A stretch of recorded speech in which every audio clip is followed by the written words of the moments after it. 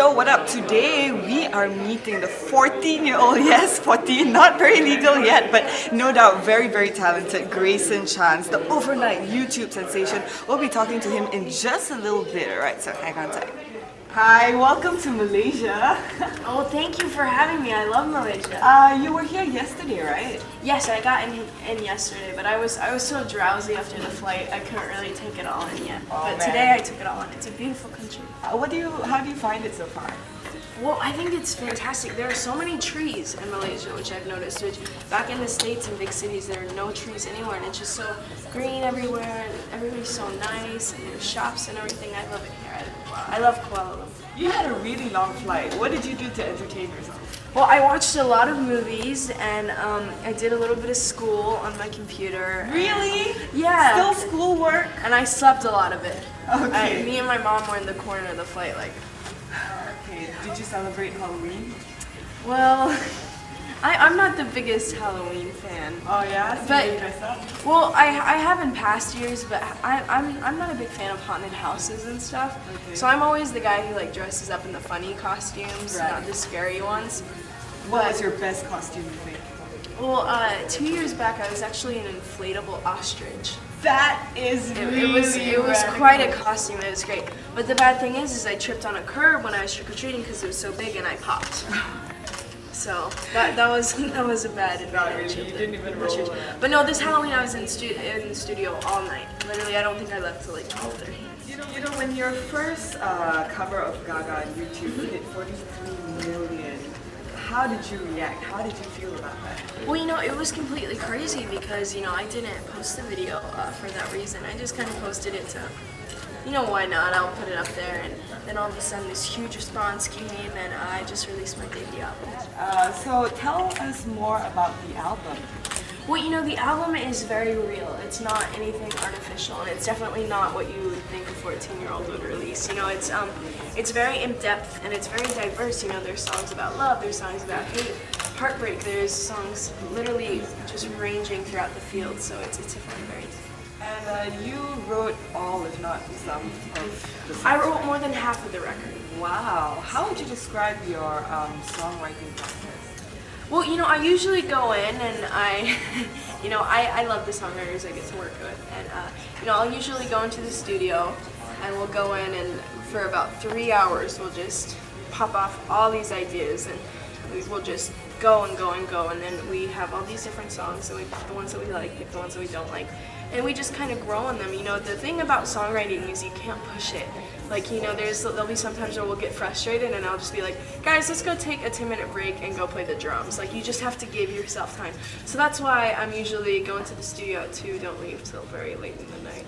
How do you balance between, you know, being an artist, a very famous pop star, and daily mundane routines like homework?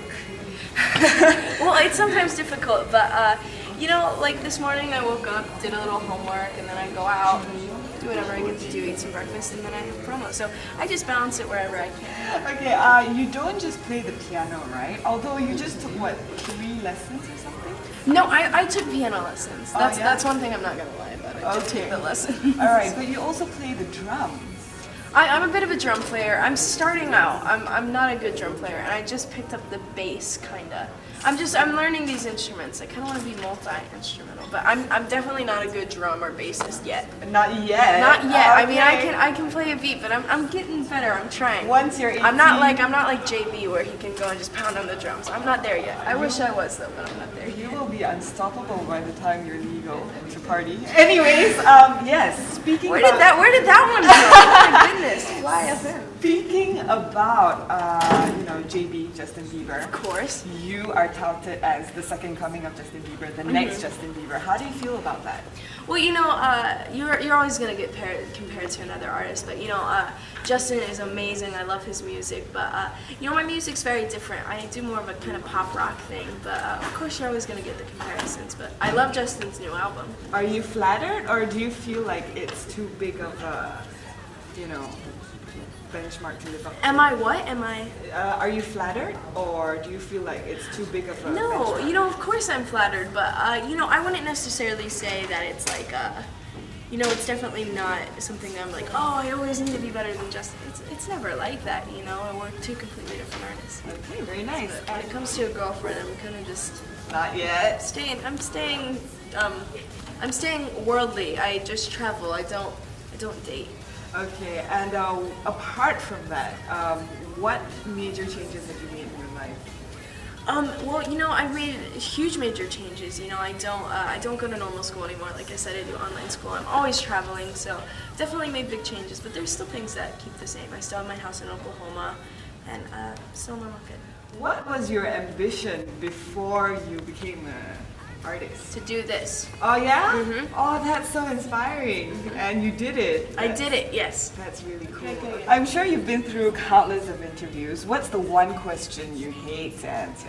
What's the one question I hate to answer? Or That's one a great that's, question, actually. that's thrown at you so many times that you're just like, oh.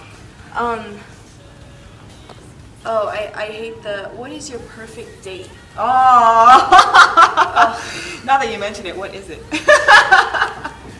Nothing. I don't have a perfect date. No, Feels so gross. I hate those questions because they're always like, what would be your perfect date? Like a moonlight walk on the beach? I'm like, I'm 14. Like, what do you expect from me? Like, I can bring her to like a movie and like grab some like food and a burger, but I can't like, where am I gonna find a beach and the moonlight's lit perfectly? Like, And you're 14. Exactly. Like, what's wrong with a movie date? I'm 14. Who are your, what's playing in your iPod?